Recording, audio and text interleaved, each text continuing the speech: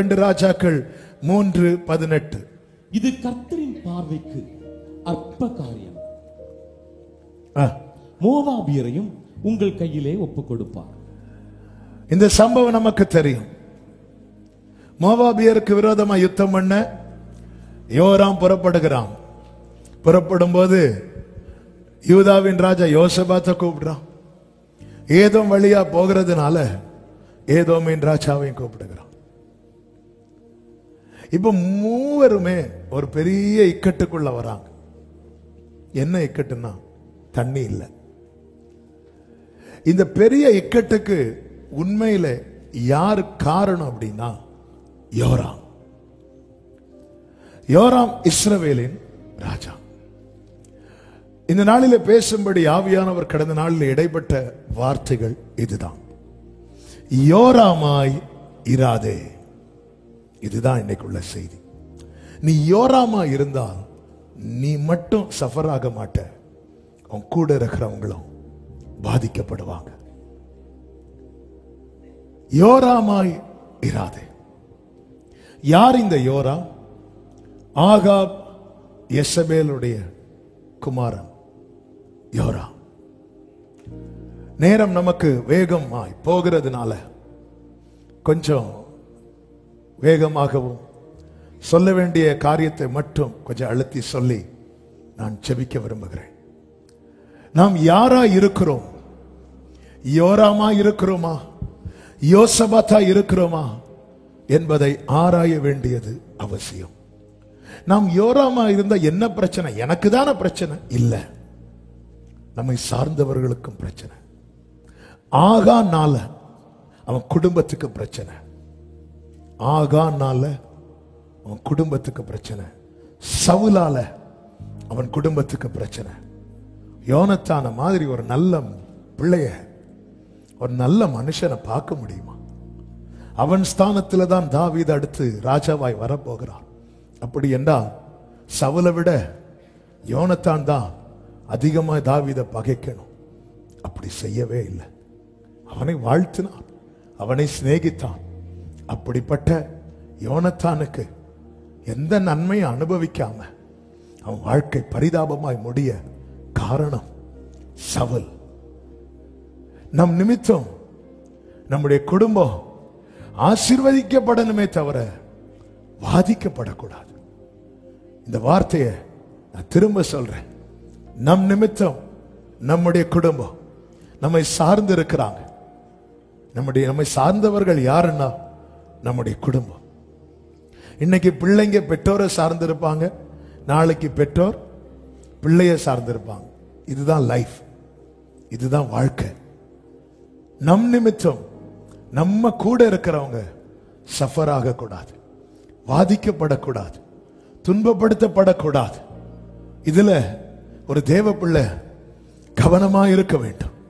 இன்னும் ஒரு ஸ்டெப் சொல்லணும்னா, நம்ம கூட இருக்கிறவங்களால நாம பாதிக்கப்பட்டா கூட பரவாயில்ல, நம் நிமித்தம் நம்ம கூட இருக்கிறவங்க கஷ்டப்படக்கூடாது. இயேசுவை பிடிக்க வராங்க. பிடிக்க வரும்போது எல்லாரையும் பிடிக்கிறதுக்கு பிளான் பண்றாங்க. உடனே இயேசு சொல்றார், நான் தான் அவங்கள விட்டுருங்க. அப்ப அவர் எதுல ரொம்ப கவனமா இருக்கிறார்னா, என்னால இவன் கஷ்டப்படக்கூடாது, யோவான் கஷ்டப்படக்கூடாது, பேதுரு கஷ்டப்படக்கூடாது. இந்த ஒரே வாழ்க்கை, வேகமா நாட்கள் ஓடிக்கொண்டிருக்கிறது. என்னைக்கு நம்முடைய ஓட்டம் முடியும்னு தெரியாது.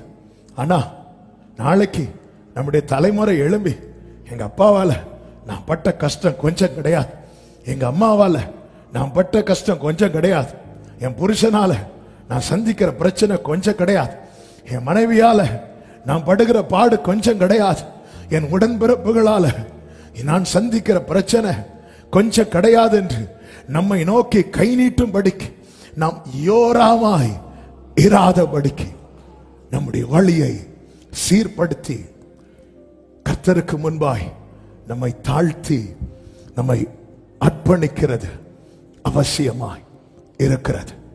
இந்த யோராம் யார்? ஆகாபின் குமாரன். இவன் இஸ்ரவேல் மேல் ராஜாவாய் வரும்போது இவனை குறித்து சொல்லப்பட்டிருக்கிறது 3வது வசனம். என்றாலும் இஸ்ரவேலை பாவம் செய்ய பண்ண இவன் என்ன பண்ணுனானா, 2வது வசனத்திலே சொல்லப்பட்டிருக்கிறது சார். 2வது வசனத்தை வாசிங்க. கர்த்தரின் பார்வைக்கு கர்த்தரின் பார்வைக்கு பொல்லாப்பானதை செய்தான், பொல்லாப்பானதை செய்தான். ஆனாலும் தன் தகப்பனை போலும் தன் தாயை போலும் அல்ல, தன் தகப்பன் பண்ணுவித்த பாகாலின் சிலையை அகற்றி விட்டான். அதாவது அவங்க அப்பா செஞ்சதை வச்சு கம்பேர் பண்ணி பார்த்தா இவன் பண்றது பரவாயில்ல. ஆனாலும் வசனம் எப்படி எழுதப்பட்டிருக்கிறது தெரியுமா? கர்த்தரின் பார்வைக்கு, சத்தமா சொல்லுங்க, நல்ல கவனிங்க, மற்றவர்கள் பார்வைக்கு இது பரவாயில்லாம இருக்கும். அவன் தப்பு பண்ணாலும் அவங்க அப்பா செஞ்சது போல இல்ல இல்ல, இவங்க செஞ்சதை, ஆகாப் செஞ்சதை கம்பேர் பண்ணும்போது இவன் பண்றது பரவாயில்ல. ஆண்டவருடைய பார்வைக்கு அப்படி கிடையாது. தப்பு தப்பு தான், பாவம் பாவம் தான். அவங்க சினிமா தானே அவங்க சினிமாவே பார்க்கறாங்க. நாங்க சீரியல் தானே பார்க்கிறோம். அப்படிதான் இருக்குது. அவங்க என்ன பார்க்கறாங்க? அவங்க தெரியுமா, தியேட்டர்ல போய் படம் பார்க்கறாங்க. நாங்க ஓடிடி, நாங்க வீட்டுல வச்சு. இப்படி நாம நம்மளை நியாயப்படுத்த கூடாது. கர்த்தரின் பார்வைக்கு அப்படி இருக்கிறது. இதான் ரொம்ப முக்கியம். இன்னைக்கு நிறைய அவங்க எல்லாம் யோக்கியமா, இவங்க எல்லாம் ஒழுங்கா, கரெக்ட் தான்பா. யோராமே ஆகாப கம்பேர் பண்ணும்போது நீ சூப்பர், ஆனா அவருடைய பார்வையில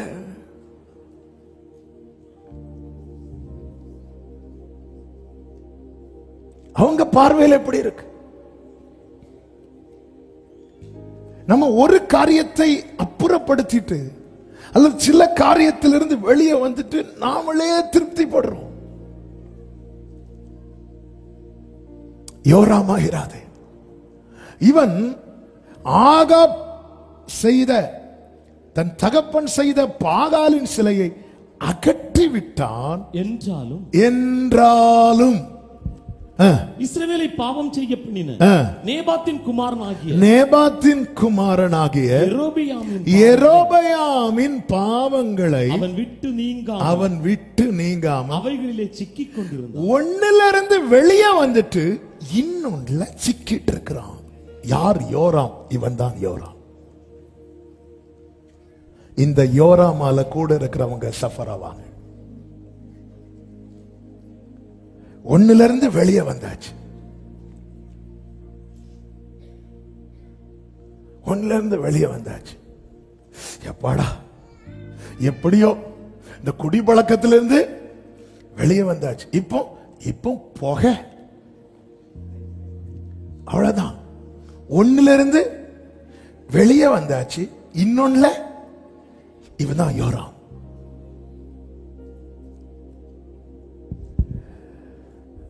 என்னுடைய பழைய லைஃபை கம்பேர் பண்ணும்போது நான் இப்பெல்லாம் எப்படி, என்னாலே என்ன நம்மளை திருப்திப்படுத்துறது தானே. இது யோராம். இது இப்ப தெரியாது. ஆனா யோசபாத்தும் ஏதோமின் ராஜாவும் சஃபர் ஆகும்போது ஆகானுக்கு அந்த எகிப்திலிருந்து ஆண்டவர் அருவருத்தவைகளை எடுத்த போது தெரியல. அந்த செயல் நிமித்தம் அவன் மனைவி மேல, அந்த பிள்ளைங்கெல்லாம் கல்லெறிகிறவங்களை பார்த்திருக்க மாட்டாங்க, அப்பாவை எப்படி பார்த்திருப்பாங்க. ஏன்பா இப்படி பண்ணிட்ட? அப்படிதானாங்க. அப்படியே அப்பாவை அதுவரை பா இப்படி ஒரு துரோகம் ஊட்டி ஊட்டி வளர்த்துட்டு என் கதையை முடிச்சிட்டியப்பா, அப்படிதான் நாங்க ஆகான பார்த்திருப்பாங்க. நம்ம எதுல சிக்கிட்டு இருக்கிறோம்? சத்துரு விரித்த கண்ணியில வலையில நம்ம சிக்கிட்டு இருக்கிறோம்னா நம்ம அதுல இருந்து வெளியே வரதான் பார்க்கணும். இல்லைன்னா நம்ம கூட இருக்கிறவங்க சஃபர் ஆவாங்க. இவன் எந்த பாவத்துல சிக்கிட்டு இருக்கிறான் தெரியுமா? யெரொபெயாமின் பாவம். யெரொபெயாமின் பாவம் என்ன அப்படின்னா, யெரொபெயாமை பார்க்கணும். இந்த யோராம்ட்ட இருந்து கொஞ்சம் பாஸ் பண்ணிட்டு அப்படி யெரொபெயாமுக்குள்ள போனா, அந்த சரித்திரத்தையும் கொஞ்சம் தொட்டு விடுகிறேன், எல்லா வசனங்களையும் எடுத்து வாசிக்க டைம் இல்லாததுனால. சாலமோன் நாட்களிலே நல்லா போயிட்டு இருந்துச்சு. ஆனா பின்னாட்களில் சாலமோன் கர்த்தருக்கு பிரியமில்லாத காரியத்தை செய்ய கர்த்தரை விட்டு வழி விலகின போது கர்த்தர் தாவீதுக்கு கொடுத்த வார்த்தையின்படி சாலமோனை சிங்காசனத்தை விட்டு விரட்டல, ஆனா இஸ்ரவேலை இரண்டாக பிரித்தார்.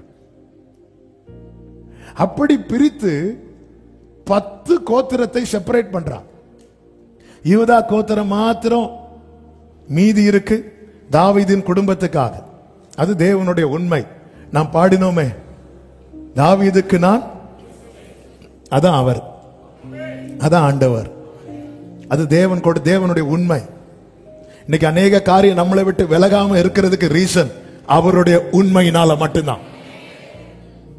ஆனா 10, அந்த 10 கொடுக்கும்படி தேவனால் தெரிந்தெடுக்கப்பட்டவன் தான் யார் என்றால் யெரொபெயாம். எப்படி தாவீது தெரிந்தெடுக்கப்பட்டானோ அது போலவே இந்த யெரொபெயாம் 1 ராஜாக்கள் 11:29 சொல்லப்பட்டிருக்கிறது. அக்காலத்திலே யெரொபெயாம் எருசலேமிலிருந்து வெளியே போகிற போது சீலோனியனான அகியா என்னும் தீர்க்கதரிசி, அகியா இந்த வேர்ட் மனசுல வச்சுக்கோங்க. ஒரு ப்ராஃபட், தீர்க்கதரிசி. எலியா தீர்க்கதரிசி எப்படியோ, எலிசா தீர்க்கதரிசி எப்படியோ, அதே போல கர்த்தருடைய வாயா இருந்து செயல்பட்டவன் அகியா. இந்த அகியா என்ன செய்கிறான் என்றால், புது சால்வையை போர்த்து கொண்டு, வேர்ட் பை வேர்டா கவனிங்க, கர்த்தருடைய கிருபை அதுல பார்க்க முடியும். வழியிலே அவனை கண்டான். யாரை கண்டான்? யெரொபெயாம். யெரொபெயாம் அகியாவை பார்க்கவில்லை, அகியா யெரொபெயாம பார்க்கிறான். அகியா யெரொபெயாம பார்க்க எப்படி போறார் தெரியுமா? புது சால்வையை போட்டுட்டு போறார்.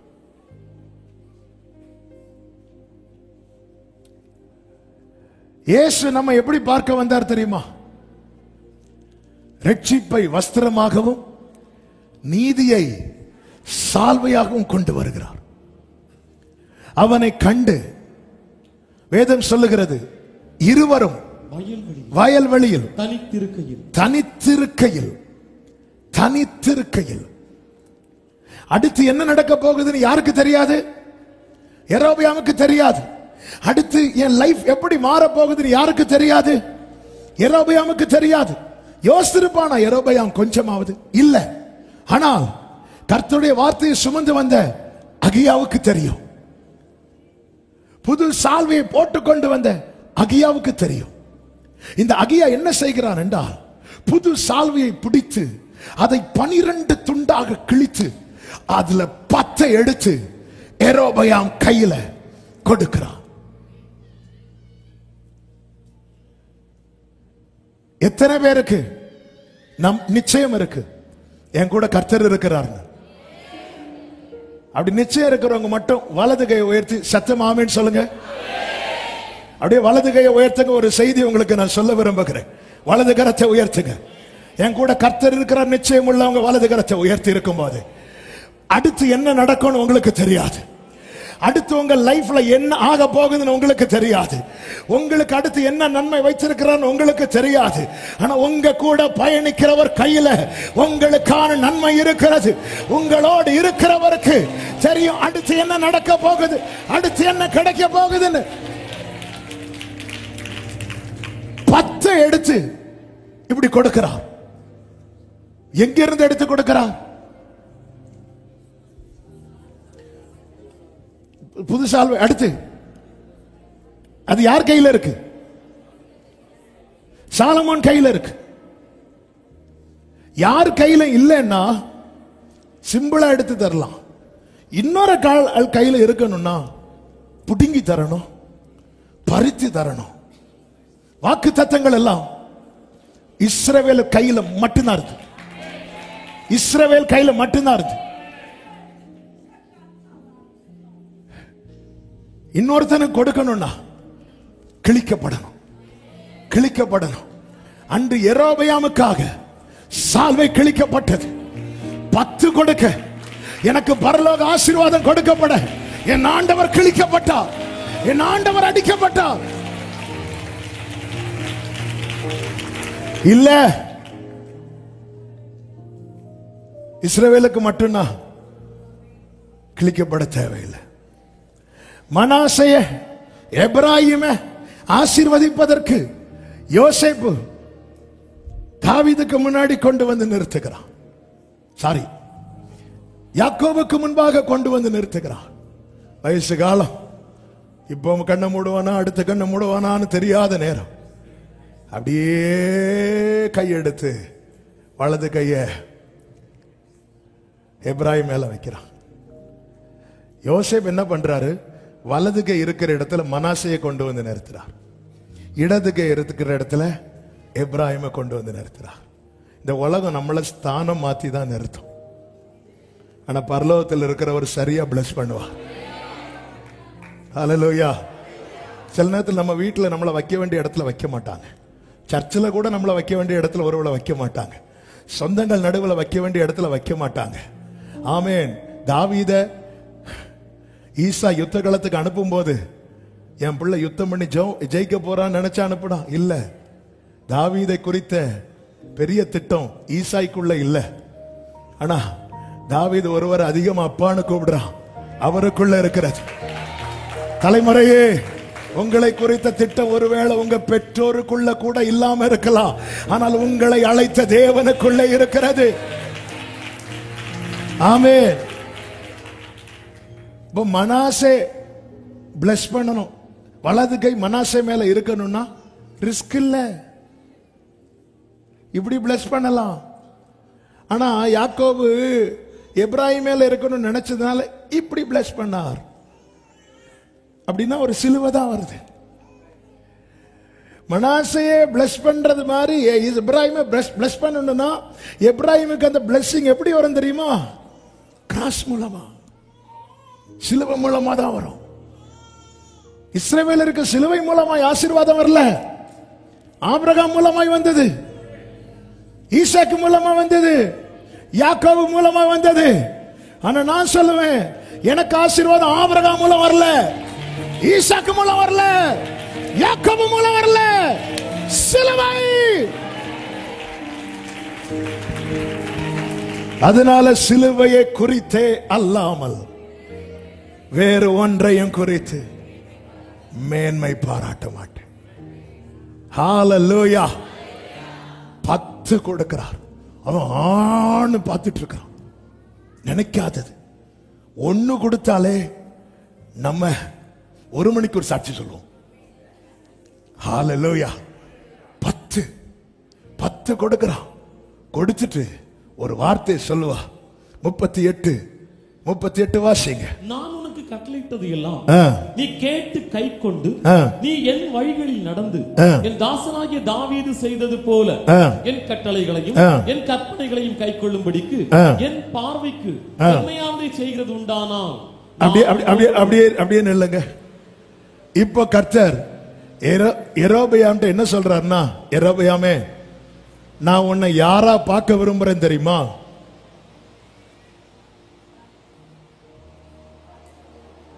பெருமழையின் இரைச்சல் கேட்கிறதா? எலியாக்களே கவனியுங்கள். இப்ப என்ன சொல்றார்? நான் உன்னை யாரா பார்க்க விரும்புறேன்? மைக்ல சொல்லுங்க, மைக்ல சொல்லுங்க. என் தாசனாகிய தாவீது. நான் உன்னை யாரா பார்க்க விரும்புறேன்? தாவீது. நான் உன்னை யாரா பார்க்க விரும்புறேன்? நான் உன்னை யாரா பார்க்க விரும்புறேன்? இது உன் புத்தி கேட்டாதது. நான் உன்னை யாரா பார்க்க விரும்புறேன்? சேர்ல இருக்கிற சிறகில்லாத தூதர்களே, ஆண்டவர் எனக்கு ஒரு வாக்குத்தத்தத்தை கொடுக்கும் போது கர்த்தர் என்னை யாரா பார்க்க விரும்புறார் என்பதை நான் பார்க்கணும். என் தாசனாகிய தாவீது. அப்ப என் முன்னாடி நீ யாரா செயல்படணும்? எக்ஸ்ட்ரா வேண்டாம். தாவீது சொல்லுங்க. தாவீது, தாவீது, தாவீது. நீ அப்படி செயல்பட்டா நான் தாவீதுக்கு கட்டினது போல.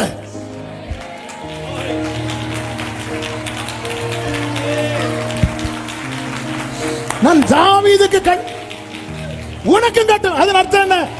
தாவீதுக்கு 4 ரூம்ல ஒரு வீடை கட்டினா உனக்கு 3 ரூம்ல அல்ல. தாவீதுக்கு அருளின நிச்சயமான கிருபைகளை நல்ல கையை தட்டி ஜீசஸ். அவ்வளவுதான். நான் உன்னை இப்ப தாவீதா பார்க்க விரும்புறேன். ஹல்லேலூயா, ஹல்லேலூயா, ஆமென். சபையே, அநேக பரிசுத்தவான்களை எடுத்துட்டு நம்மளை வச்சிருக்கிறார். நீங்க வந்துருங்கன்னு சொல்லிட்டு நிறைய பேர் தூக்கிட்டு போயிட்டார். எடுத்து வச்சுட்டு அதான் இருக்கிறாங்கல்ல. ஆமென். லாசருவை அனுப்புங்கன்னு சொல்லிட்டு ஐஸ்வர்யவான் கேட்கிறான். லாசரு எதுக்கு அனுப்பணும்? அங்கதான் இருக்கிறாங்களே ஆட்கள். அதன் அர்த்தம் என்ன? ஒரு பரிசுத்தவான் எடுத்துட்டு சவுலை எடுத்துட்டு தாவீதை வைக்கிறார். தாவீதை எடுத்துட்டு சாலமோனை வைக்கிறார். இன்னைக்கு நீங்க இருக்கிற இடத்துல ஒரு 5 வருஷத்துக்கு முன்னாடி பரிசுத்தவான்கள் இந்திரா நகர்ல கல்றைக்குள்ள அநேகருடைய சரீரம் வைக்கப்பட்டிருக்கிறார். பரிசுத்தவான்கள், பரிசுத்தவாட்டிகள்.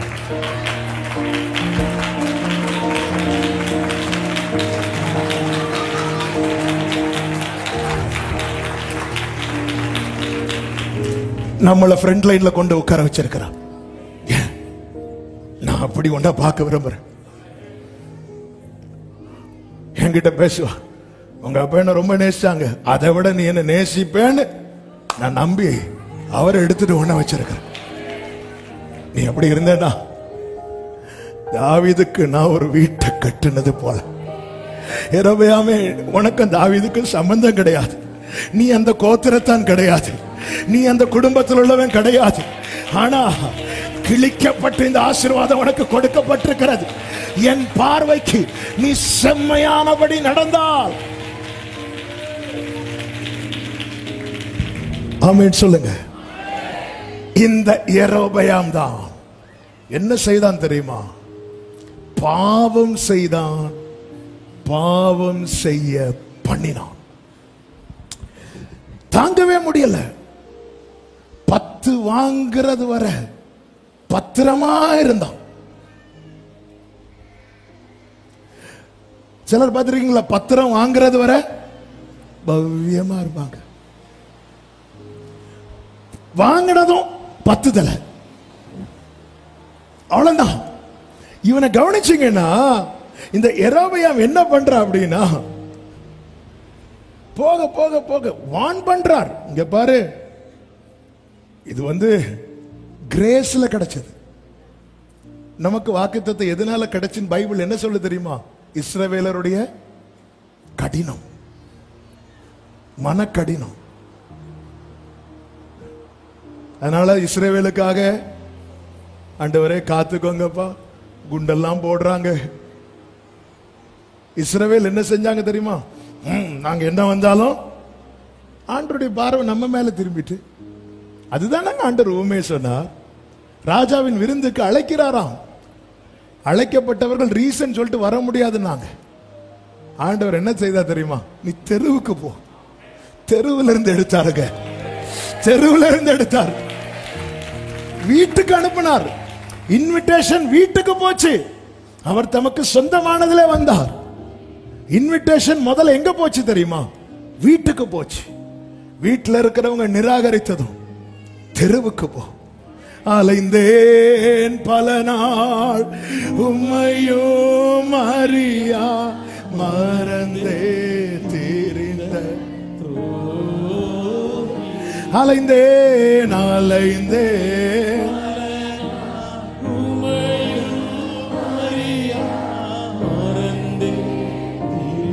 ஹல்லேலூயா. ஆமென், ஆமென் சொல்லுங்க பார்க்கலாம். இந்த யெரொபெயாம் வாங்கிறது வர நல்லா இருந்தா. நன்மை கிடைக்கிறது வர கிருபை கிருபை கிருபை, அவ்வளவுதான். இந்த தாவீதுக்கும் மற்றவங்களுக்குள்ள தாவீது 100% பெர்ஃபெக்ட்டா? நோ.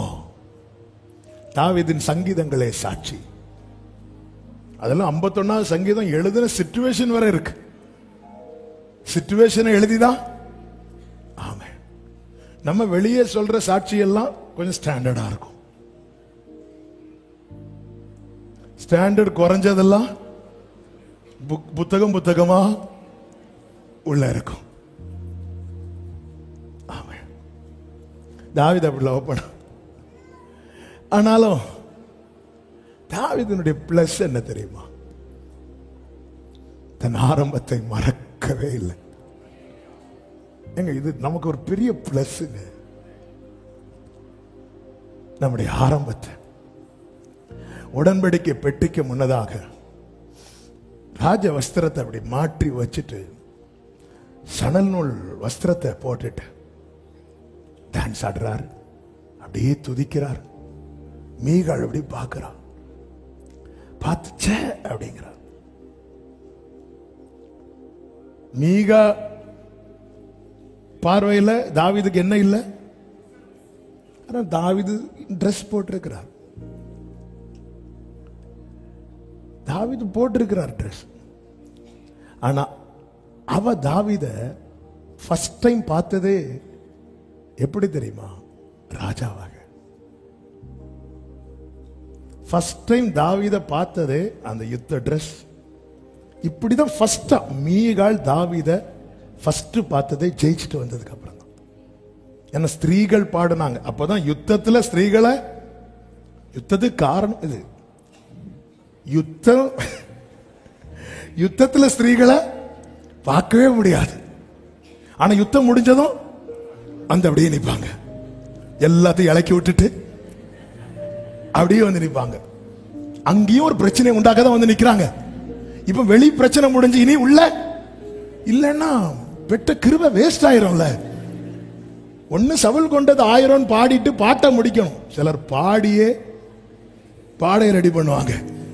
தாவீது கொன்றது ஸ்திரீகள் வந்துட்டாங்க. இப்ப தாவீது வராரு, அப்படி யுத்த ட்ரெஸ் போட்டுட்டு அப்படி மேன்மையான வஸ்திரம் போட்டுட்டு வர்றான். இதுதான் ஃபர்ஸ்ட் சைட் மீகாளுக்கு. மீகாள் தாவீத ஃபர்ஸ்டா பார்த்ததே பெஸ்டா தான்.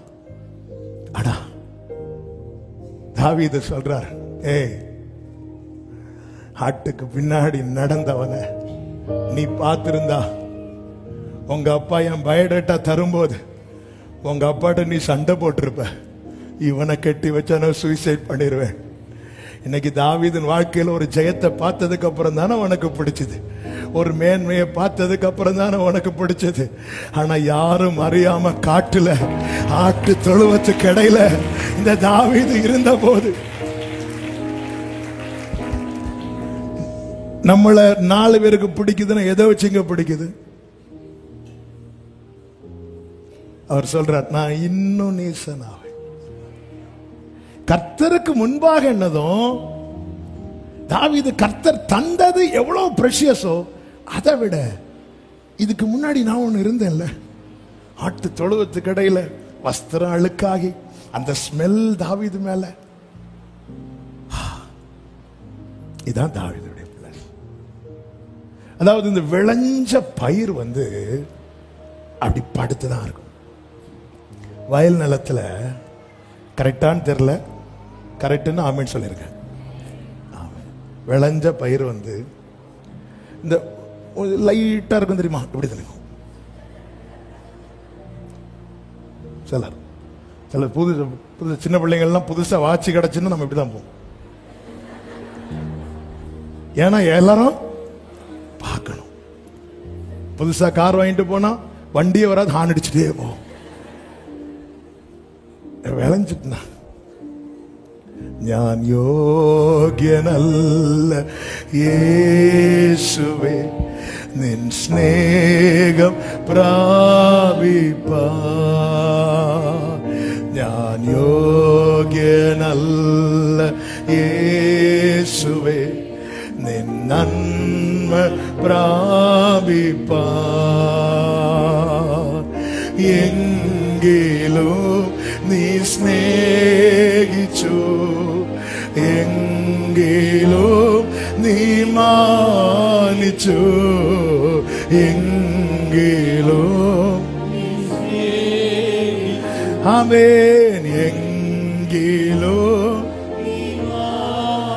ഹല്ലേലൂയ.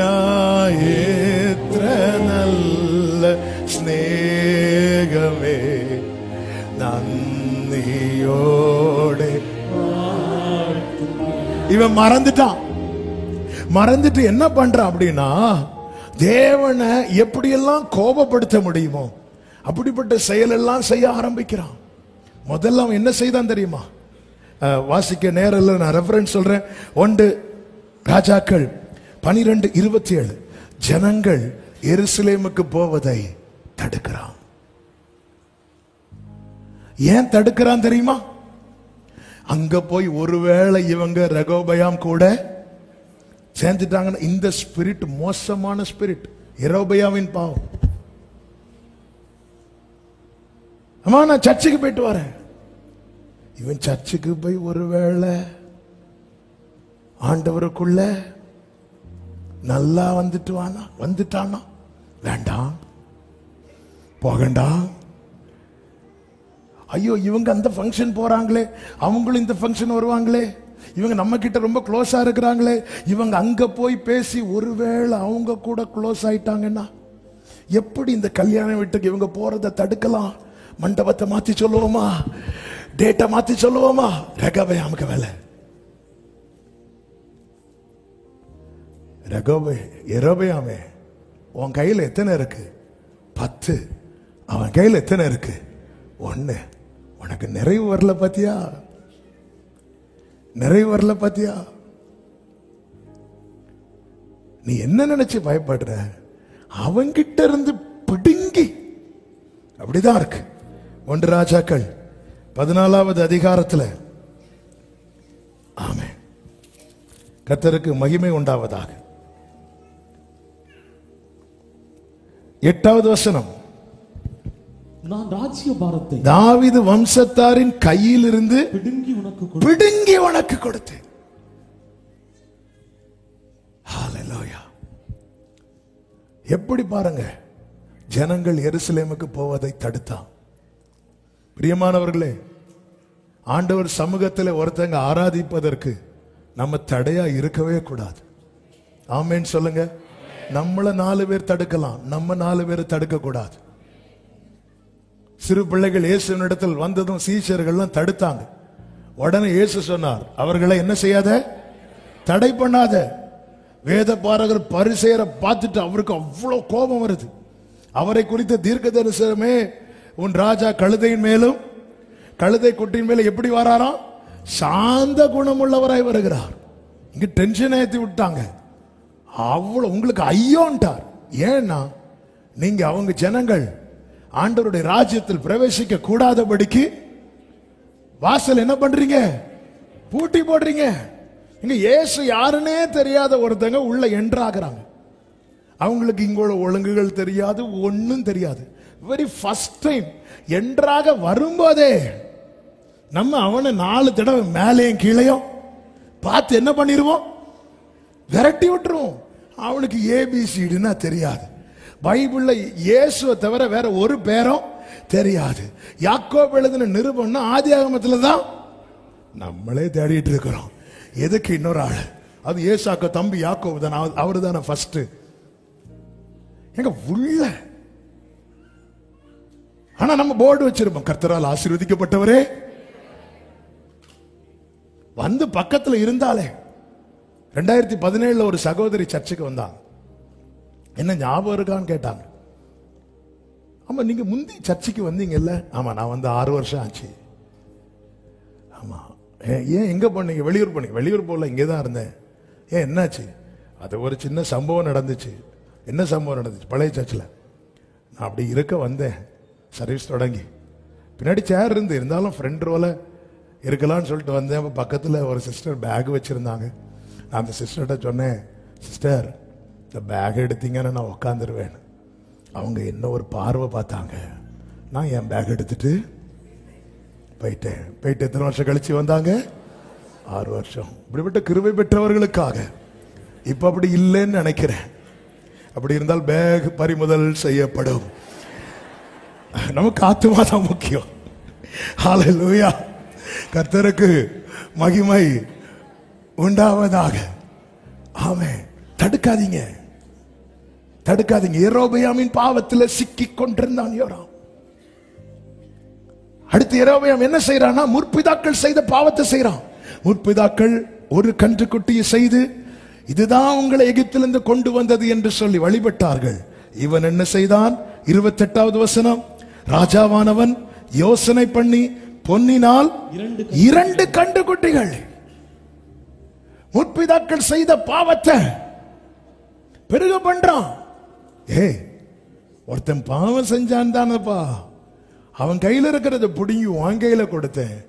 அதை உன்னால தக்க வைக்க முடியாம நீ அதை தட்டி போட பாக்குறியா?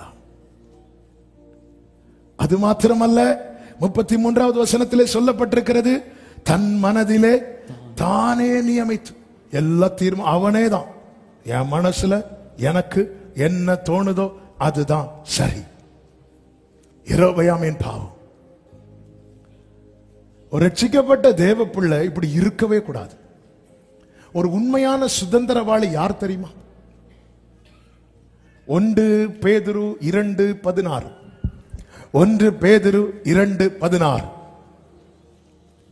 சுயாதீனம் உள்ளவர்களா இருந்தும் உங்கள் சுயாதீனத்தை துர்க்குணத்துக்கு மூடலாய் கொண்டிராமல் தேவனுக்கு அடிமைகளாய் இருங்கள். சுயாதீனம்னா சுதந்திரமானவன். எந்த பாரமும் எந்த கட்டும் இனி அவன்கிட்ட இல்ல. Totally free. அவன் ஃப்ரீ ஆயிட்டான். அப்படி ஃப்ரீயானவன், அப்படி உண்மையிலே சுதந்திரமா இருக்கிறவன் என்ன செய்யணுமா?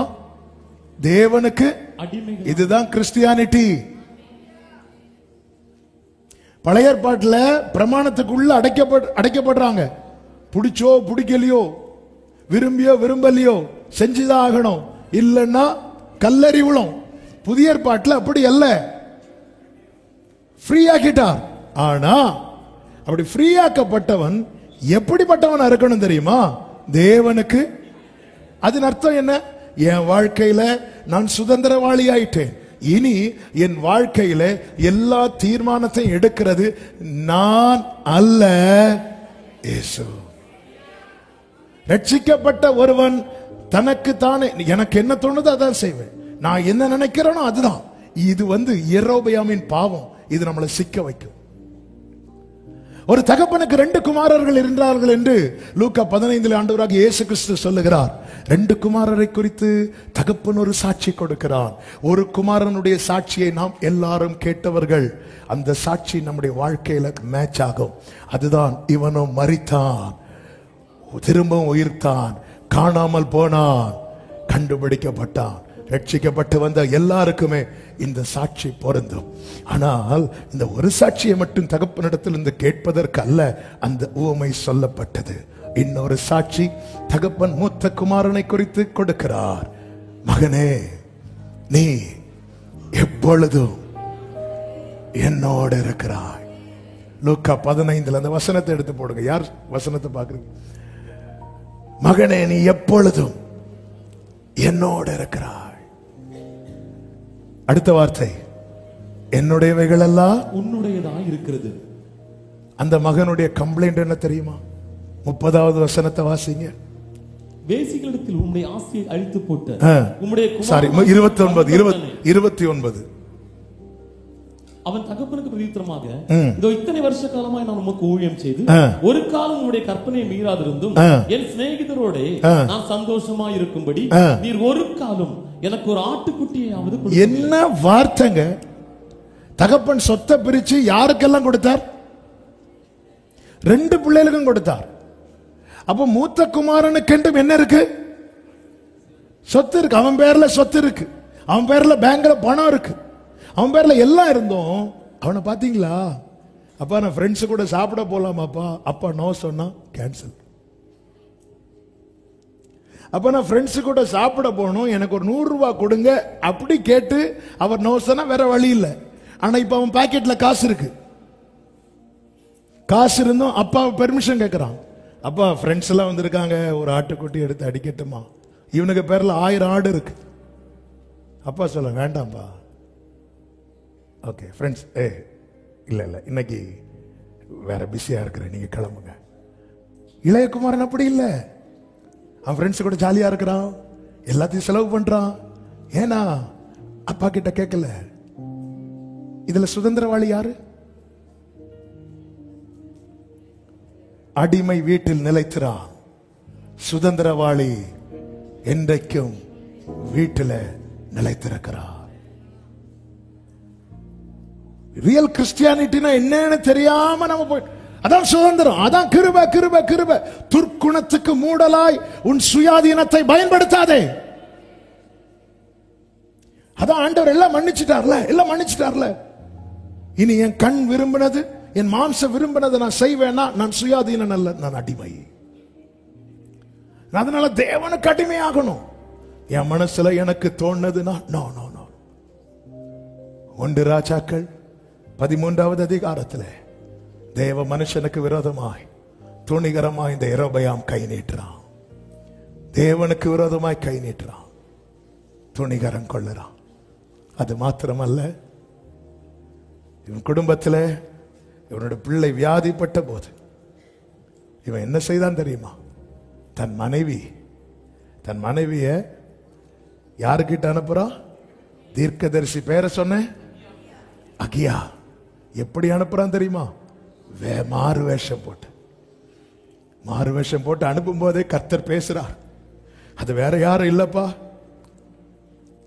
யெரொபெயாமின் மனைவி. உடனே அந்த அகியா சொன்ன ஒரு வார்த்தை நான் வாசிக்கிறேன். 14வது அதிகாரம் 6வது வசனத்தில், ஆகையால் வாசற்படியில் பிரவேசிக்கும் அவளுடைய நடையின் சத்தத்தை அகியா கேட்டவுடனே அவன், யெரொபெயாமின் மனைவியே உள்ளே வா, உன்னை அந்நிய ஸ்திரீயாக காண்பிக்கிறது என்ன? இப்படியா நான் உன்னை வச்சிருந்தேன்?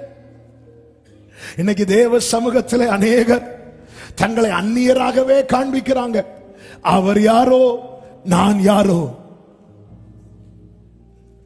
உன்னை அந்நிய ஸ்திரீயாக காண்பிக்கிறது என்ன? தேவனை கனவீனப்படுத்துகிறான்.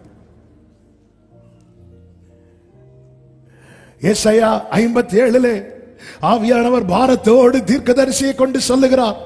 அதனுடைய 8வது வசனத்திலே, கதவுகளுக்கும் நிலைகளுக்கும் பின்னாக உன் ஞாபக குறியை வைக்கிறாய். நீ என்னை விட்டு போய் மற்றவர்களுக்கு உன்னை வெளிப்படுத்தினாய். இந்த வார்த்தை கவனிச்சீங்களா? புரியும்படி சொல்லணும்னா, நம்ம ஒருத்தங்களுக்கு போன் பண்றோங்க, நம்ம கால் அட்டன் பண்ணவே இல்லை, ஆனா வேற யார் கூப்பிட்டாலும் அவங்க எடுத்து பேசுறாங்கன்னா எப்படி இருக்கும்? நம்ம போன் பண்றோம், ஒன்னு ரிங் ஆகுது, இல்லைன்னா பிஸின்னு வருது. பிஸின்னு எப்படி எப்போ வரும்? வேற யாராவது போன் பண்ணி ரிங் ஆகிட்டு இருக்கும் போது வரும். ஆனா இன்னொரு டைம் போன் பண்ணும்போது இவர் வேறு ஒருவருடன் பேசிக்கொண்டிருக்கிறான்னு சொல்லும் போது நமக்கு எப்படி இருக்கும்? அப்ப நம்ம போன் பண்ணா மட்டும், இதான் ஆண்டவருடைய துக்கம். நீ உன்னை எனக்கு காட்டாம நான் உன் கதவை தட்டும் போது கதவுகளுக்கு நிலைகளுக்கு பின்னாக உன் ஞாபக குறியை அப்படியே வச்சு இந்த கதவு கேப்ல பாக்குற, அவர் போயிட்டாரா. இப்பெல்லாம் சின்ன லென்ஸை வச்சு அப்படியே பாக்குறது. அவரை தட்டி தட்டி பார்த்துட்டு அவருக்கு தெரியுது உள்ள இருக்கிறா. இந்த மரத்துக்கு பின்னாடி ஆதாம் ஒளித்து கொண்டிருப்பது அவருக்கு தெரியாமலா கேட்டார்? தெரியும். நம்ம இல்லாதது மாதிரியே காட்டிட்டு இருக்கிறோம், ஆனா வேற எல்லார்ட்டையும் காட்டுறோம். தேவ சமூகத்தில் ஆராதிக்கு வரும்போது கஷ்டம், முடியல. ஆனா எல்லா ஃபங்க்ஷன் வீட்லயும் பந்தியில ஆளா ஆண்டவர் சொல்ற, நீ எல்லார்ட்டையும் ஒன்ன காட்டுற, என்கிட்ட காட்ட மாட்டேங்கிற. யெரொபெயாமின் பாவம் சிக்கிக் கொண்டிருந்தான். யாக்கோபை முதல்ல கர்த்தர் சந்தித்த போது அந்த இடத்துல யாக்கோபு, ஆண்டவரே நான் ஒரு தப்பு பண்ணிட்டு வந்துட்டேன், எங்க அண்ணனை ஏமாத்திட்டு வந்துட்டேன், அப்படி சொல்லி தன் மனசை திறந்திருந்தானா. யாக்கோபின் சரித்திரம் வேற. 20 வருஷம் பகை சுமக்கப்பட்டிருக்காது. அவங்க அம்மா உயிரோடு இருக்கும் போதே போய் பார்த்திருப்பான். 20 வருடம் கழித்து யாக்கோபு தகப்பன் வீட்டுக்கு போகும்போது அம்மா இல்ல. ரொம்ப நேசித்த அம்மாவை அதுக்கப்புறம் பார்க்க முடியல. யார் காரணம் யாக்கோபே? ஆண்டவரா? இல்ல. உன்கிட்ட அவர் சந்திக்க வரும்போதே நீ உன்னை பத்திலாம் பேசி இருக்கணும். நீ என்ன சொன்ன? இந்த இடம் எவ்வளவு பயங்கரமானது. இடத்தை பத்தி கேட்டார் ஆண்டவர். இடம் வாங்குறதுக்கா வந்தாரு. இந்த இடம் எப்படி புரோக்கர் ஆயிட்டியே, இந்த இடம் எவ்வளவு பயங்கரமானது, இது தேவனுடைய வீடே, அதை யார் வாங்கிட்ட கேட்டா? நீ உன்னை பத்திலாம் சொல்லணும் யாக்கோபே. நான் இவ்வளவு தப்பு பண்ணிட்டு வந்த அப்புறமும், எங்க அப்பாவை ஏமாத்திட்டு வந்ததுக்கு அப்புறமும் எனக்காக வாசலை திறந்து வச்சிருக்கிறாரு. நான் பாவி ஐயா. அங்க நீ சொல்லி இருக்கணும், அங்க நீ அழுது இருக்கணும். ஆனா நீ அவர்கிட்ட உன்னை மறைச்சிட்டு ராகேல பார்த்ததும் கட்டி பிடிச்சுதான் அழுவாராம். இப்படிதானங்க பண்ணிட்டு இருக்கிறோம். ஆண்டவரே எல்லாத்தையும் நீங்க பார்த்துக்கோங்க. கைகளை உயர்த்தி கை தட்டி வெளியே யாராவது தெரிஞ்ச ஹலோ, எப்போ இப்படி கை சூமின கை நிமிர்ந்தது? நீ என்னை விட்டு தூரம் போய். இதானங்க நடக்குது. யெரொபெயாமின் பாவம். யெரொபெயாமின் மனைவியே அந்நிய ஸ்திரியா என் முன்னாடி வந்து நிக்கிற பாரு. 1-2 தரல உனக்கு, மொத்தம் 12ல 10 கொடுத்தேன். இதே இது இயேசு நம்மளை பார்த்து சொன்னா, 1 லிட்டர் 2 லிட்டர் ரத்தம் இல்ல, கடைசி சொட்டு ரத்தம் வரைக்கும் நான் உனக்காக கொடுத்தேன். ஹல்லேலூயா. இதுலதான் சிக்கிட்டு இருந்தான். இந்த யெரொபெயா பாவம் செய்தது மாத்திரமல்ல, 1 ராஜாக்கள் 14:16 சொல்லப்பட்டிருக்கிறது. யெரொபெயாம் செய்ததும் இஸ்ரவேலை செய்ய பண்ணினதுமான பாவத்தின் நிமித்தம் இஸ்ரவேலை ஒப்பு கொடுத்து விடுவார். அப்ப இங்க ஒரு காரியம் எச்சரிப்பா எழுதப்பட்டது. கவனியுங்கள். ஒருவனிடத்திலிருந்து பறிக்கப்பட்டு எனக்கு கொடுக்கப்பட்டிருக்கிறது. என்கிட்ட இருந்து அது பறிக்கப்படக்கூடாது. அது அடுத்து யார்கிட்ட போகணும்? தலைமுறைக்கு போகணும். ஆமென். எத்தனை பேர் விரும்புறீங்க? ஆண்டவரே, இன்னைக்கு என்ன உங்க சமூகத்தில் இருக்க வச்சிருக்கிறீங்க. இன்னும் எவ்வளவு நாள் இந்த பூமியில் இருப்போம்னு தெரியாது. ஆனா நாங்க இல்லாம போனாலும் எங்க சந்ததி உங்க சமூகத்தில் இருக்கணும். உங்க சமூகத்தில் இருந்து உங்களை ஆராதிக்கணும், உங்களை துதிக்கணும், உங்களை மகிமைப்படுத்தணும். அது பறிக்கப்படக்கூடாது. யாராம் சிக்கிட்டான். சிக்குனா சிக்கல். அதுவரைக்கும் மோவாபின் ராஜா என்ன பண்ணிட்டு இருந்தான் தெரியுமா? 2 ராஜாக்கள் 3 நீங்க வீட்டுல போய் வாசிங்க. டைம் போச்சு, இன்னொரு 5 மினிட்ஸ்ல முடிக்கணும். அது வரைக்கும் யோராமின் ராஜா இணங்கிட்டு இருந்தான். நிறைய ஆடு கொடுத்தான், கேட்டதெல்லாம் கொடுத்துட்டு இருந்தான். இப்பொழுது கலகம் பண்ண ஆரம்பிக்கிறான். பாவத்தில் ஒருத்தர் சிக்கிட்டானா பிரச்சனை எழும்பிட்டுன்னு அர்த்தம். சிக்கனா சிக்கல். சாலமோனுடைய சாட்சி என்ன? 1 ராஜாக்கள் 5:4. இப்பொழுது என் தேவனாகிய கர்த்தர் எங்கும் எனக்கு இளைப்பாறுதலை தந்தார், விரோதியும் இல்லை, இடையூறும் இல்லை. எனக்கு ஒரு சத்துரு கிடையாது. இதான் சாலமோனுடைய சாட்சி. ஆனால் அதே சாலமோன் கர்த்தரை விட்டு பின்வாங்கி கர்த்தரை கோபப்படுத்தும்படியான காரியத்தை செய்கிறான். வேதம் சொல்லுகிறது 1 ராஜாக்கள் 11:9-10 கர்த்தர் 2 முறை அவனுக்கு தரிசனமாகி அந்நிய தேவர்களை பின்பற்ற வேண்டாம் என்று கட்டளையிட்டிருந்தும் அவன் கர்த்தரை விட்டு தன் இருதயத்தை திருப்பி அவர் கற்பித்ததை கை கொள்ளாமல் போனதினால் கர்த்தர் அவன் மேல் கோபமானார். இதனுடைய விளைவு அதனுடைய 14வது வசனமும் 23வது வசனம். விரோதியை சாலமோனுக்கு எழுப்பினார். சாலமோனுடைய ஆரம்ப சாட்சி என்ன? எனக்கு விரோதமா யார் இல்ல, விரோதி இல்ல. பிரச்சனை இல்லைன்னு வரும்போதுதான் ஒரு தேவ பிள்ளை தன்னுடைய சுயரூபத்தை காட்டுவான். அதான் பிரச்சனை இல்லையே. இனி கொஞ்சம். வேதம் சொல்லுகிறது கர்த்தர் ஒரு விரோதியை எழுப்பினார்.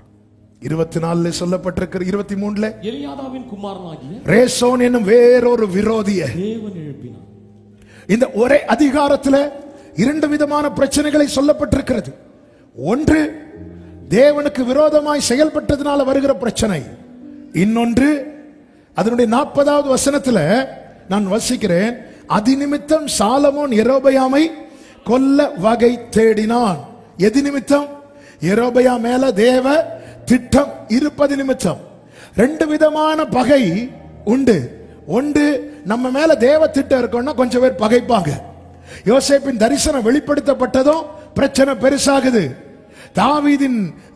தாவீது மேல இருக்கிற திட்டம் அறிந்ததும் சவுல் தாவீதை பகைக்க ஆரம்பிக்கிறான். வாழ்நாள் முழுவதும் விரோதியா இருந்தான் என்று வேதம் சொல்லுகிறது.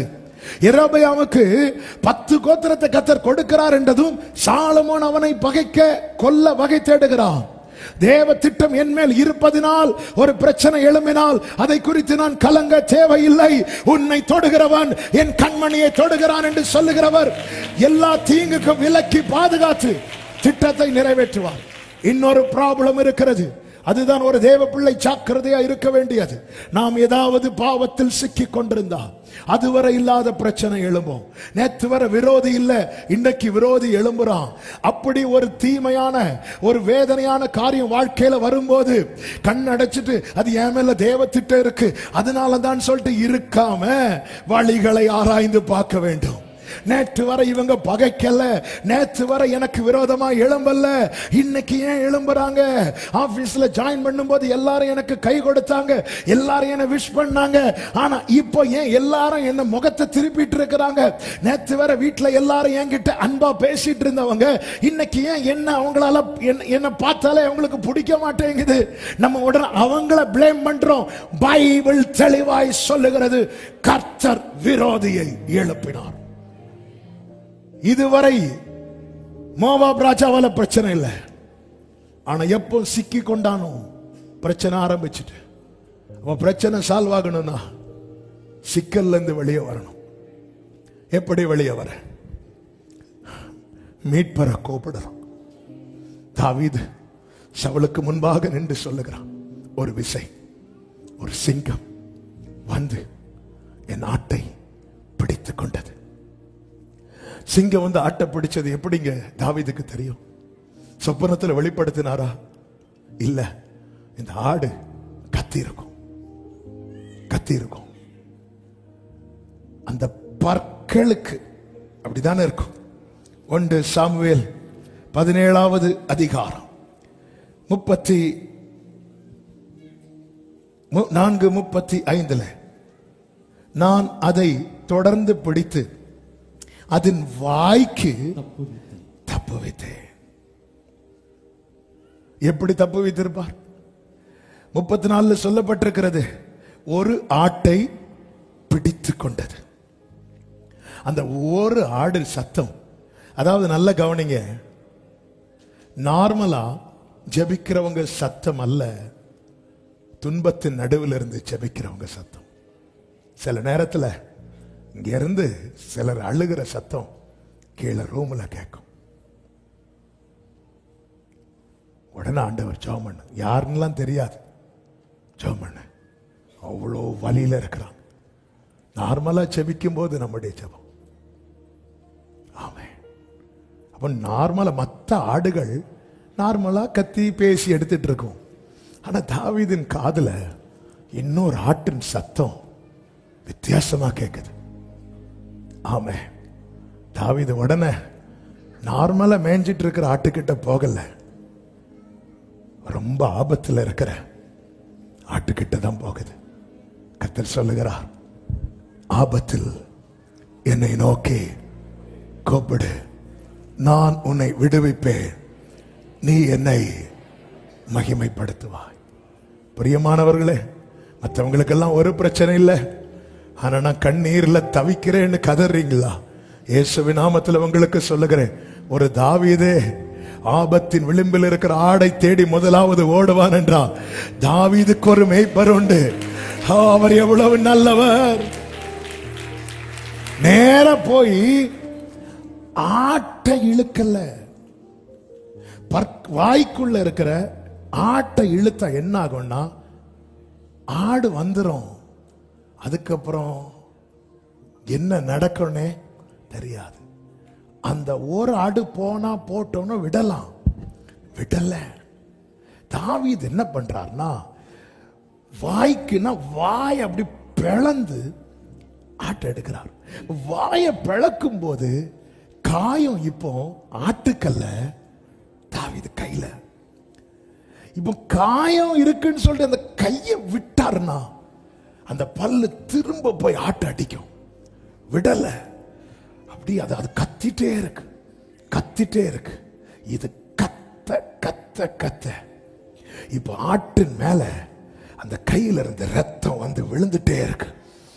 இந்த சிங்கத்தை அப்படியே பிளந்து இந்த ஆட்டை அப்படி தூக்குறாரு. தூக்கிட்டு இந்த ஆடை சுத்தி இப்ப ரத்தம். எந்த ரத்தம் தெரியுமா? ஆட்டின் ரத்தம் அல்ல, மீட்டவருடைய கரத்திலிருந்து வடிந்த ரத்தம். அந்த ஆட்டை அப்படியே வச்சிட்டு இந்த சிங்கத்தை கொன்னுட்டார். சிலுவையில இயேசு இதைதான் செய்தார். ஒரு புறம் அவருடைய ரத்தத்தால நம்மை மீட்டு நாம் இந்த குழியில் விழுவதற்கு காரணமா இருந்த சத்ருவின் தலையை நசுக்கி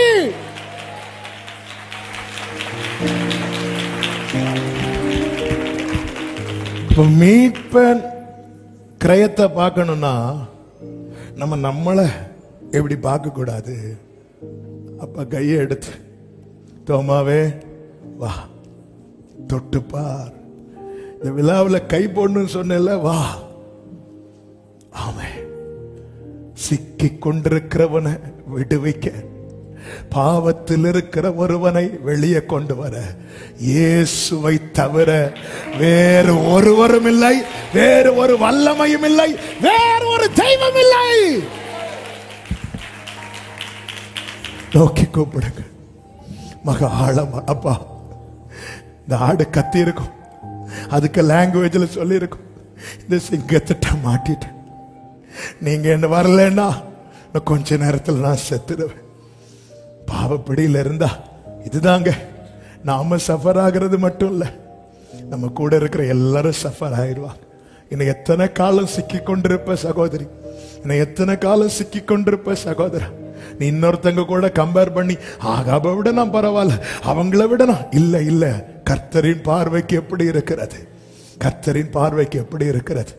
கூப்பிடு, அவர் மீட்பர் உயிரோடு இருக்கிறார். ஆமேதான் வேடிக்கையா சொல்லுவேன், 100ல் 1 போனா மற்ற ஆடுகளுக்கு தெரிய கூட செய்யாது. ஆமே, 100ல் 1 போனா உலக கணக்கு 99. ஆண்டவருடைய கணக்கு ஒண்ணுமே இல்லப்பா. 100 எழுதிட்டு அதை 1 வெட்டி பாருங்க, 0. ஆண்டவர், அதனாலதான் பைபிள் சொல்லப்பட்டிருக்கிறது, அவர்கள் நம்மை அல்லாமல் பூரணராகாதபடிக்கு நமக்காக விசேஷித்த நன்மை. நம்மை அல்லாமல் அவன் நீ வந்தாதான்ப்பா அவங்களுக்கு பூரணம். அவன் அவரெல்லாம் அடி பார்த்து பேசிட்டு இருப்பாங்க, இவன் வரவும் மாட்டேங்க. ஹல்லேலூயா. நம்ம வந்தாதான் பூரணம். எவ்வளவு பாக்கியம். யோராமா இராதே, மற்றவங்களுக்கு வேதனையை சேர்த்து வைக்காதே. சிக்கிட்டு இருக்கேன்னு தெரிஞ்சா ஒத்துக்கோ, நான் சிக்கிட்டேன்ப்பா, என்னை வெளியே கொண்டு வாங்கப்பா. கேளு, ஆடு கதறாம மேய்ப்பன் வராரா இல்லையான்னு. இப்படிதான் கடந்த ஒரு 2 மாசத்துக்கு முன்னாடி நினைக்கிறேன், ஒரு சகோதரன் வந்துட்டு இப்படி, நான் ஹாஸ்பிட்டல்ல இருந்தேன், ஒருத்தரை என்ன பார்க்க, நீங்க ஹாஸ்பிட்டல் இருந்தது பாஸ்டர்ட்ட சொன்னீங்களா? இல்ல. ஆபீஸ்ல போன் பண்ணி சொன்னீங்களா? இல்ல. அப்ப எப்படிங்க பார்க்க? இல்ல, நீங்க வர்றீங்களா இல்லையான்னு. இந்த ஆடு வாய்க்குள்ள இருந்துட்டு பார்க்கட்டும், அவர் தான் எனக்காக மறைத்து கிருபை கிருபை கிருபை கிருபை கிருபை கிருபைன்னா அது கர் கர் கர் கர் கர் கடிச்சு சாப்பிட்டுட்டே இருக்கும். ஆமா, அவ்வளவுதான். அது கத்துது. நோக்கி கூப்பிடு.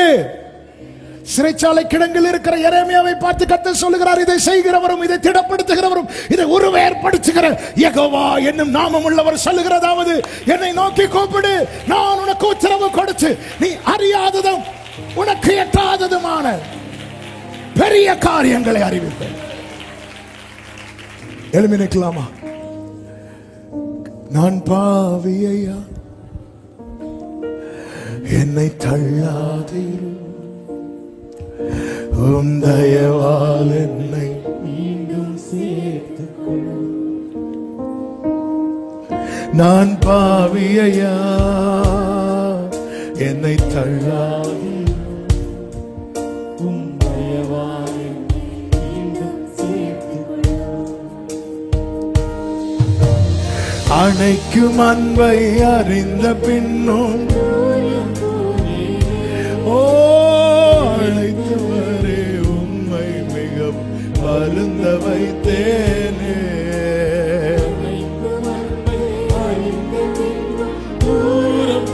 அழைத்தவரே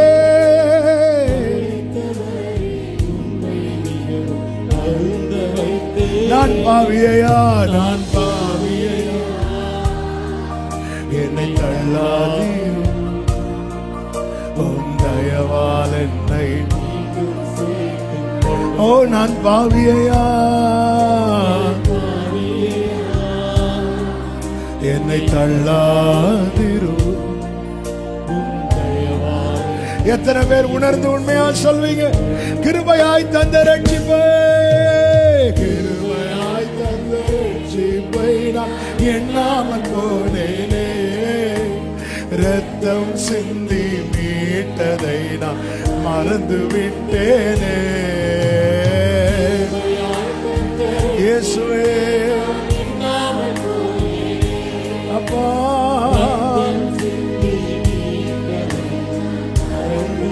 நான் பாவியையா, நான் விட்டுறாதீங்க. பிரியமானவர்களே, டைம் நிறைய ஆயிட்டு, ஆனாலும் நான் ஜெபிக்க விரும்புகிறேன். இந்த என்னால என் குடும்பம் சஃபர் ஆகக்கூடாது. ஆண்டவரே, நான் யோராமா இருக்க விரும்பலப்பா, எனக்கு ஒரு விடுதலை வேணும். அப்படி சொல்றவங்க மட்டும் வெக்கப்படாம உங்க வலது கரத்தை உயர்த்து, உங்க இடது கரத்தை இருதயத்துல வச்சு நீங்க ஜெபம் பண்ணுங்க, ஜெபம் பண்ணுங்க. என்னால என் பிள்ளைங்க சஃபர் ஆகக்கூடாது. நான் எதுல சிக்கி இருக்கிறேன்னு உங்களுக்கு தெரியும். சிங்கத்தின் பற்களுக்கு இடையில இருக்கிற ஆட்டை போல நான் தாவீதை கூப்பிடல. தாவீதின் குமாரனே, உங்களை நோக்கி கூப்பிடுறேன், என்னை மீட்டுக்கொள், என்னை மீட்டுக்கொள்ளும். ஜெபம், நீங்க எதுல சிக்கி இருக்கிறது போல உணர்றீங்க சொல்லுங்க. இந்த ஆடு எப்படி கத்தி இருக்கும்? ஐயோ, இந்த சிங்கம் என்ன பிடிச்சிட்டு, இந்த சிங்கம் என்ன பிடிச்சிட்டு. எதுல சிக்கி இருக்கிற சகோதரி? ஆண்டவர்கிட்ட சொல்லு, மனுஷன் சொல்லாத. மனுஷனை பார்க்கறதே தப்பா பார்க்க ஆரம்பிச்சிடும். எதுல சிக்கி இருக்கிற சகோதரா? இதுதானே ஆகாம விட. இப்படி எல்லாம் நியாயப்படுத்தாத. உன் கூட இருக்கிறவங்க அதனால எவ்வளவு பாதிக்கப்படுறாங்க தெரியுமா? உன் துணை எவ்வளவு பாதிக்கப்படுறாங்க தெரியுமா? உன் பிள்ளைங்க எவ்வளவு பாதிக்கப்படுறாங்க தெரியுமா? என்னை மாட்டி, என்னை வெளியே கொண்டு வாங்க, என்னை வெளியே கொண்டு வாங்க. உம்மை மாறுதலித்து பின்வாங்கி போய், உம்மை மாறுதலித்தே. ஓ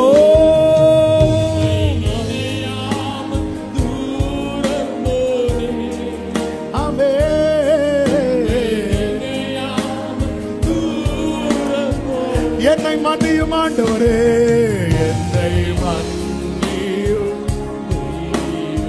உண்மையா கேட்கிறவங்க இந்த ஒரு விஷயம், இந்த ஒரு முள்முடி தாங்கி, முள்முடி தாங்கி ஐயா கா ரெண்டு கைகளை விரித்து எனக்காக பலியானி.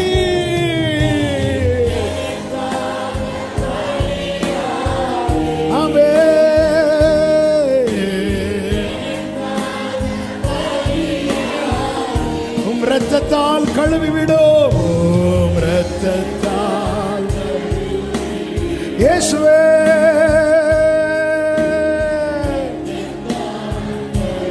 கைகளை உயர்த்தி என்னை கைவிடாதிரும் நாதா, என்னை கைவிடாதிரும், விட்டுறாதீங்கப்பா. ஜீசஸ்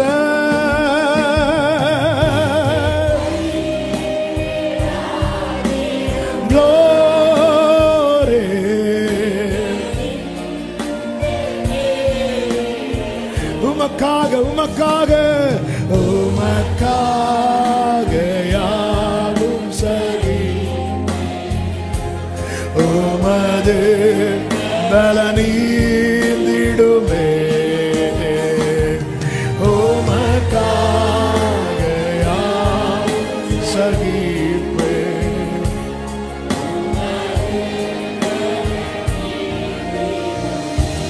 நல்ல தகப்பனை, இரக்கமுள்ள பிதாவே, உங்க கிருபைகளுக்காக ஸ்தோத்திரம். எங்க மத்தியிலே நீர் உலாவி எங்களை சுத்திகரித்துக் கொண்டிருந்த அன்புக்காய் நன்றி. சிங்கத்தின் பற்களுக்கு இரையாகாமல் தாவீது அந்த ஒரு ஆட்டை மீட்டதை விட அதிகமாய் எவனை விழுங்கலாம் என்று கர்ச்சிக்கிற சிங்கம் போல வகை தேடி கொண்டு ஆண்டவரை எங்களை பிடித்து சிக்க வைத்த போது நீர் அதிலிருந்து எங்களை பறித்து எங்களை கிருபையாய் மீட்டு உம்முடையவனாய் உம்முடையவளாய் உங்க சமூகத்தில் நிறுத்தி அழகுபடுத்தி இருக்கிற உம்முடைய அன்புக்காக ஸ்தோத்திரம். ஆண்டவரே, இன்னைக்கு பேசுனீங்க. ஐயோ என்று புலம்புகிற நிலைமைக்கு யோராம் முழு காரணமாயிருந்தார். அப்படி நாங்க யாரும் இருக்கக்கூடாது. எங்களால எங்களை சூழ்ந்திருக்கிறவங்க ஆசீர்வதிக்கப்படணுமே தவிர வேதனைப்படக்கூடாது. எங்களை அப்படி மாற்றுங்க. எந்தெந்த காரியங்களில் சத்துரு எங்களை சிக்க வைக்க பார்க்கிறானோ அவைகளுக்கு விலக்கி காத்துக்கொள்ளும். கண்ணி தெரித்தது, நாம் தப்பினோம். கண்ணி தெரித்தது, நாம் தப்பினோம். ஒவ்வொருவரை ஆசீர்வதியும், சாட்சியாய் நிறுத்தும். மகிமை, கனம், துதி, ஸ்தோத்திரம் எல்லாமும் ஒருவருக்கே செலுத்துகிறோம். இரட்சகர் இயேசு கிறிஸ்துவின் நாமத்தில் பிதாவே.